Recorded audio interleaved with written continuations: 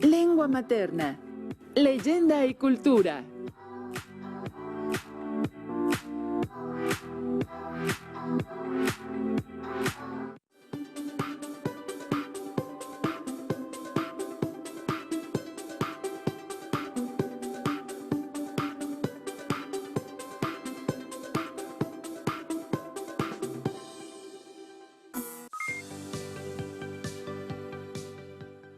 ¡Qué gusto encontrarnos de nuevo! Mi nombre es Leslie Mendívil y les doy la bienvenida a las alumnas y alumnos de lengua materna de segundo grado de secundaria.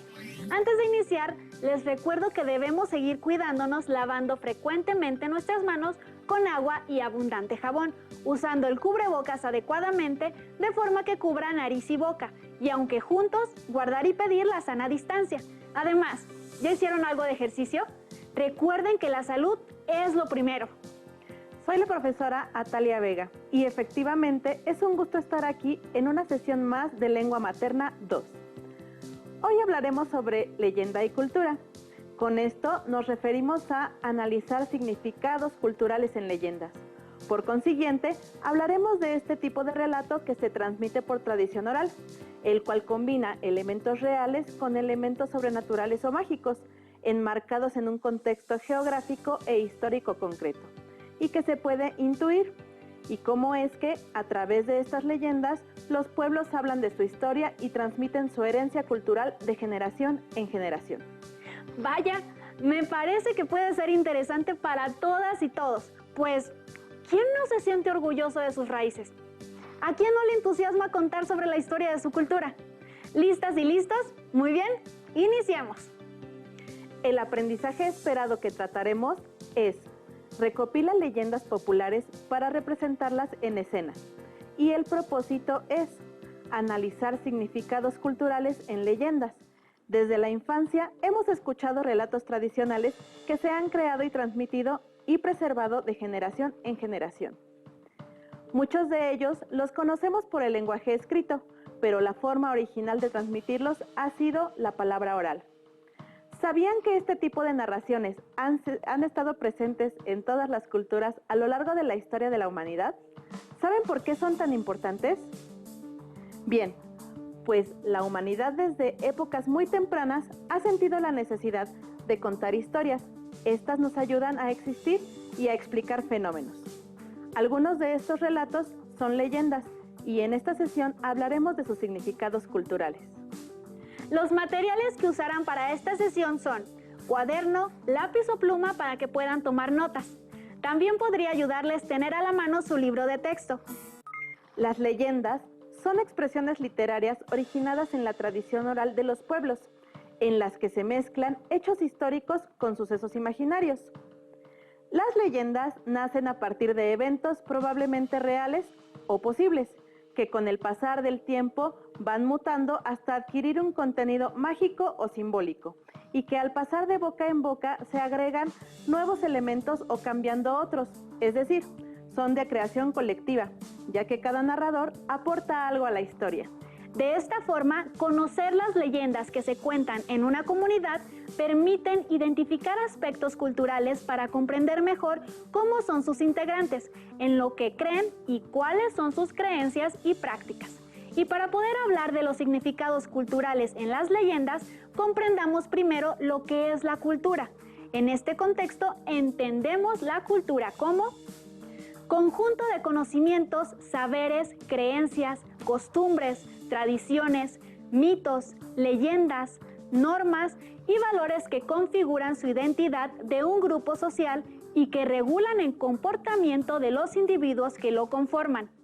La palabra cultura proviene del latín que significa cultivar, labrar o cuidar y hace referencia a cultivar las prácticas que adquiere o posee un grupo humano. La cultura es el resultado de la acumulación de experiencias y de la adaptación a diferentes circunstancias que tuvo una población durante un largo periodo. Es la cultura la que garantiza la supervivencia del grupo social. La Organización de las Naciones Unidas para la Educación, la Ciencia y la Cultura definió a la cultura como el conjunto de los rasgos distintivos espirituales y materiales intelectuales y afectivos que caracterizan a una sociedad o a un grupo social y que abarca, además de las artes y las letras, los modos de vida, las maneras de vivir juntos, los sistemas de valores, las tradiciones y las creencias. Así es, las referencias de modo, tiempo y lugar son útiles cuando se trata de analizar los aspectos culturales de una leyenda. Podemos apoyarnos de algunos cuestionamientos. Lugar. ¿Dónde ocurrió la historia? Tiempo. ¿En qué época ocurrió la historia? Y de modo. ¿Qué hechos históricos se mencionan? ¿Y qué costumbres, tradiciones o creencias se mencionan a lo largo de la historia? Por otro lado, para analizar una leyenda desde su aspecto cultural, es importante realizar una indagación más profunda de la que hayamos elegido. También es conveniente contrastar lo que dice la leyenda con la información recopilada en diversas fuentes. Esto nos ayudará a comprenderla. Como en toda narración, las leyendas se estructuran con una introducción, un desarrollo y un desenlace. También poseen 3 elementos importantes: personajes históricos, tiempo o época y lugar donde ocurre la acción. De los personajes históricos que la protagonizan, hay que decir que su existencia no necesariamente es verificable, y en lo referente al tiempo o época en que sucedió y el lugar donde ocurre la acción, estos deben ser reconocibles y verificables. La principal característica de las leyendas es que parten de una pretensión de veracidad. Esta peculiaridad la diferencia de otros géneros, es decir, las leyendas se fundamentan en la creencia de que lo que se cuenta sucedió realmente en algún momento. Profesora, pero ¿cómo se relaciona la cultura con las leyendas? Esa respuesta es bastante amplia. La trascendencia de las leyendas dentro de la cultura ha sido muy relevante, debido a que en su contenido se reflejan las creencias e ideologías de la sociedad en donde se originaron. Además, a partir de estas han surgido costumbres y tradiciones que vuelven característico al lugar donde se desarrollan. Además, las leyendas no se deben percibir como narraciones ajenas a nosotros, por creer que su origen es de una temporalidad ajena. Me parece que el conocer leyendas tanto nacionales como de otros países nos da la oportunidad de entender la concepción del mundo desde otra época o visión social, pues de igual manera se le atribuye cualidades mágicas o fantásticas a algo que aún no es comprensible por la mayoría o por todas las personas. Y además de eso, también nos permiten establecer una identidad cultural y una forma de entender la religión o el país del que se hable. Es decir, conocer sus leyendas nos da una idea de su cultura y por consecuencia de su gente, lo que nos permite admirar y respetar sus narraciones y conocer su visión del mundo.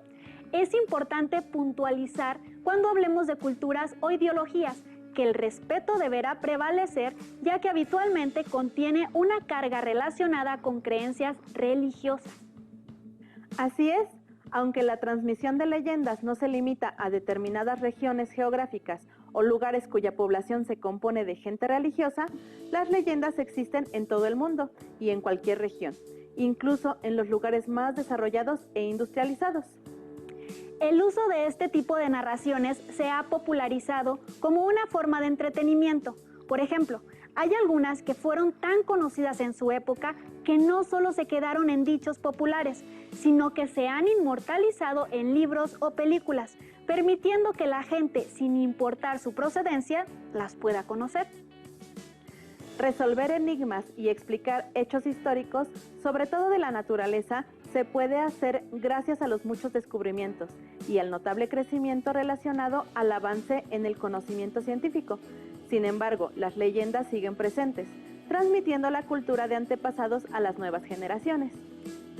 Ahora que se menciona, hace tiempo leí que presentaron un libro de mitos y leyendas de México, y ahí destacaba la importancia de ellos en la tradición cultural mexicana, como un patrimonio que se debe rescatar. Así es, muchos autores han hecho un gran esfuerzo por preservar y difundir estos relatos orales que son parte de la riqueza de nuestro país. Me encantaría conocer más acerca de las leyendas, maestra. ¿Qué te parece si vemos una y luego realizaremos un reto. Muy bien.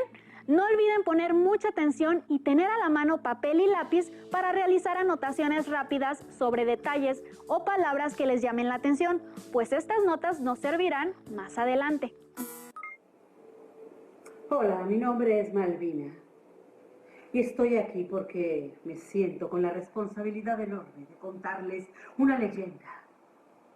Una leyenda que pueden ustedes creer o no, esa es su responsabilidad y su decisión. Cuenta esta leyenda que hace muchísimos años vivió en Córdoba, Veracruz, una mujer, una mulata, que llegó repentinamente. Nadie en el pueblo la conocía, era catalogada como una mujer ermitaña. Pero eso sí, una mulata de escultural belleza.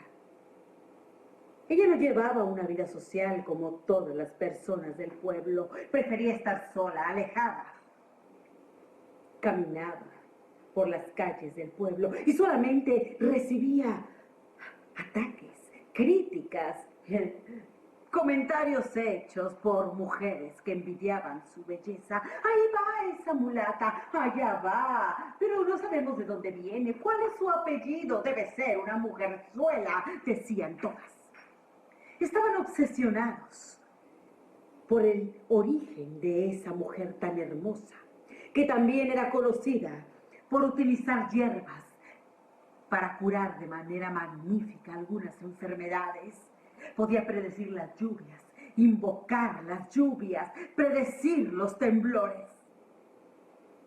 Todos, absolutamente todos estaban obsesionados por esa mujer. Querían saber más de ella. ¿Quién era? ¿De dónde venía? Pero el alcalde de ese pueblo era el más obsesionado. Don Martín de Ocaña, un hombre de edad madura que le ofreció su amor. Prometió bajarle el cielo y las estrellas si se quedaba con él y lo amaba. Pero la mulata lo despreció. No, le dijo, no, es usted muy amable, don Martín. Pero no, don Martín quedó despechado. Se sintió rechazado. Así que como hombre despechado, decidió tomar venganza y la acusó de darle a tomar a él un brebaje para dormirlo. Así que inmediatamente la capturaron. La llevaron casi a rastras a un sótano. La tuvieron prisionera hasta que le dictaron sentencia, y la sentencia no fue ni más ni menos que quemarla en leña verde como una bruja. Así le dijeron, esa mujer es una bruja. Ella se encontraba en el sótano, en ese lugar horrible, oscuro, diminuto, esperando su pena de muerte. Cuando tuvo una gran idea, volteó y vio al carcelero y le dijo, señor carcelero, ¿podría usted conseguirme un gis? Un gis, contestó el señor carcelero, ¿cómo se te ocurre? Tómelo como mi último deseo. Siendo así, dijo el carcelero, que además estaba también asombrado por los encantos de esa bella mujer, encantos que ni siquiera el encierro de días podía opacarlos. El carcelero le consiguió el gis y se lo llevó. Aquí tienes, le dijo a la mulata. Muchas gracias, señor carcelero. Inmediatamente la mulata empezó a dibujar en esa pared horrible, oscura, tétrica de ese horrible lugar un barco delineado con ese gis blanco. Un gran talento para dibujar tenía esa mulata. Le preguntó inmediatamente al terminar al carcelero, señor carcelero, ¿qué opina usted del barco que acabo de dibujar? Oh, el carcelero lo vio y quedó asombrado a ver qué maravilloso dibujo había logrado hacer esa mujer con un simple gis. ¿Cree usted, señor carcelero, que a mi barco le hace falta algo? Contestó el señor carcelero. Sí, hay una cosa que le hace falta solamente. Poderse mover. Está maravilloso, Bueno, dijo la mulata, si eso es lo que le hace falta, de un salto brincó al barco y se subió a él y empezó a alejarse el barco hacia el horizonte, lejos, lejos, hasta desaparecer con la mulata arriba. ¡Adiós, señor carcelero! ¡Adiós!, decía la mulata. El carcelero quedó asombrado, aterrado por lo que estaba viendo. ¿Cómo es posible que un dibujo estuviera desapareciendo, alejándose de esa manera? Ay, el carcelero jamás volvió a dormir tranquilo. Quedó un poco desquiciado. Además de que fue acusado de cómplice, porque nadie, absolutamente nadie le creyó lo del barco. Una mujer hermosa, la mulata, que se escapó del fuego de esa leña verde. Tal vez para ustedes esto puede ser una historia de terror, de verdadero terror. Pero para mí, créanlo, para mí no es nada. Porque yo he visto cosas peores. Peores. Qué importantes son las leyendas. ¿A ustedes qué les pareció la que acabamos de ver? Yo conocí esta leyenda como la mulata de Córdoba. ¿Ya habían escuchado? Así es. Incluso puede ser que incluso la leyenda tenga variaciones al momento de titularla. Ahora bien, antes de continuar haremos algunas precisiones. Los términos mulato o mulata remiten a una concepción que consideraba de forma equivocada que los humanos se dividían en razas. Así, eran nombrados mulatos las personas con ascendencia europea y ascendencia africana. Actualmente en México, la población afrodescendiente se asienta principalmente en los estados de Oaxaca, Guerrero, Tabasco y Veracruz. Ahora sí, podemos pasar al reto. Así es, ahora buscaremos rasgos culturales que se pueden observar en la leyenda que acabamos de ver, en Malvina la mulata. Esta leyenda surgió durante la colonia, en el siglo XVII. ¿Qué rasgos culturales de aquella época se manifiestan en este relato? Observemos el ejemplo y tomen nota en su cuaderno. En esa época se pensaba que una hechicera era una mujer, y aquí retomamos la información de la leyenda, ya sea explícita o no, y decimos que se pensaba que era siniestra y de las tinieblas. Por eso fue que el pueblo quería quemarla en leña verde, como se hacía con las mujeres que eran acusadas de brujería en ese tiempo. Terribles costumbres que ya quedaron prohibidas desde hace mucho tiempo. Ahora, cada uno de ustedes contestarán con sus propias ideas basadas en lo que acabamos de ver.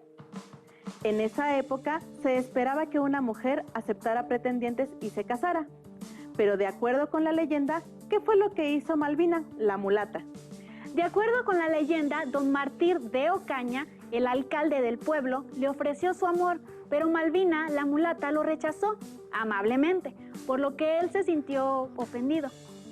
En ese tiempo era mal visto que una mujer rechazara a un pretendiente, y más cuando su posición social y económica era buena. Vamos con la siguiente idea. En esa época era común que, si alguien estaba enfermo o tenía problemas de salud, sentimentales o económicos, acudiera con... ¿Qué creen ustedes? En ese tiempo, la gente creía en la hechicería y secretamente consultaban a las mujeres a quienes, por ignorancia, se llamaban brujas, para pedirles favores que consideraban imposibles. Por ejemplo, las muchachas que querían hallar esposo, los empleados cesantes, aquellos que deseaban que la riqueza y la fortuna llegaran a sus manos sin hacer el esfuerzo. Veamos lo siguiente. En esa época, una persona tenía fama cuando, de acuerdo con la leyenda, ¿por qué era famosa Malvina la mulata? Malvina la mulata era una mujer diferente a las otras. Primero, por su singular belleza, que provocaba la envidia y admiración de muchos. Y segundo, porque no buscaba un pretendiente para casarse, como se estilaba en esos tiempos. Todo esto le daba fama a Malvina la mulata, ya que el pueblo entero hablaba de ella y era conocida en todos los rincones. Analicemos la última idea. En esa época, la forma en que se propagaban las noticias era: ¿qué es lo que escuchamos en la leyenda? ¿Cómo se comunicaban las novedades en el pueblo? En la leyenda, la narradora contaba que cuando Malvina, la mulata, llegó al pueblo, repentinamente la gente comentaba sobre ella al pasar, que nadie sabía quién era ni de dónde venía. Así que, como observamos, las noticias se propagaban de boca en boca y, naturalmente, cada persona daba su versión de las cosas, por lo que no siempre lo que se escuchaba era verdad. ¿Ustedes qué piensan? Vaya, pues realmente esta narración nos da mucha información de cómo era la cultura en aquel momento. Si tomamos en cuenta que las leyendas provienen de hechos verdaderos que han sido modificados con elementos fantásticos, me pregunto, ¿cuál habrá sido la verdad? ¿Quién fue Malvina la mulata? ¿Y qué pasó con ella? Como observamos, algunos creen que en realidad el carcelero se enamoró de ella y la dejó libre, o simplemente sintió compasión. Definitivamente las leyendas son muy populares. ¿Quién no ha escuchado leyendas en los lugares que visita? Precisamente, escuchemos a un alumno de secundaria quien nos cuenta sobre su leyenda favorita. Apunda, la princesa de la isla de Yunuen, situada en medio del lago de Pátzcuaro, era una joven hermosa a quien todas las personas y animales de la isla querían y respetaban, pues cada vez que estaban cerca de ella se comportaban de la mejor manera posible y por eso tenía mucha fama. Pero esa fama llegó a oídos de los guerreros chichimecas, quienes planearon ir a Yunuen con la intención de robársela para casarla con su rey. Pero esos guerreros eran muy presumidos y contaron a otros lo que pretendían hacer. Los hermanos de Apunda, que estaban disfrazados de pescadores entre la muchedumbre, escucharon esto y corrieron a dar aviso a su hermana, quien los escuchó atentamente. La princesa sabía que no había escapatoria y la perseguirían a cualquier lugar al que se dirigiera, pues ya habían invadido todos los caminos de la región, excepto el lago y Yunuen, que era una isla muy pequeña para esconderse. Les dio las gracias a sus hermanos y les pidió que fueran a descansar. Una vez que estuvo sola, fue hacia el lago para contarle lo sucedido. No pudo evitar llorar de pena. Pátzcuaro, el lago, quien estaba enamorado de ella, le dijo: «No temas, amada mía. Al caer la noche, vístete de blanco y espera que salga la luna. Aborda luego una barca y rema hasta mi centro. Una vez allí, salta al agua. Yo te voy a recibir y nunca más podrán alejarnos». Así lo hizo. Al saltar se convirtió en una bella garza y desde entonces el lago Pátzcuaro protege a la princesa Apunda y le ofrece los peces que ella necesita para alimentarse. Y los pobladores de Yunuen saben que el día que no haya garzas en el lago se secará de tristeza. Maestra, esta leyenda no la conocía. ¿Dónde se encuentra el lago de Pátzcuaro? El lago de Pátzcuaro se encuentra en el estado de Michoacán, a 63 kilómetros al oeste de Morelia, capital del estado. Contiene 7 islas: Janitzio, La Pacanda, Yunuen, Tecuena, Jarácuaro, Urandén Morelos y Urandén Morales, además de un islote llamado Copujo. Habíamos dicho que los hechos narrados en la leyenda pueden estar ubicados en algún momento de la historia de un pueblo o una cultura. En este caso, podemos ubicar en tiempo y espacio esta leyenda de Japunda, la princesa del lago de Yunuen. El alumno que narró la historia mencionó que los guerreros que querían llevarse a la princesa eran chichimecas. Así es, y la princesa y los habitantes de Yunuen eran purépechas. Así que podemos inferir que esta leyenda sucedió en el México prehispánico, es decir, antes de la conquista. En esa época era común que un pueblo tratara de conquistar a otro, normalmente por la fuerza de sus ejércitos. Me imagino que la parte mágica o fantasiosa de esta leyenda es la que señala que la princesa Upanda se ha convertido en una garza.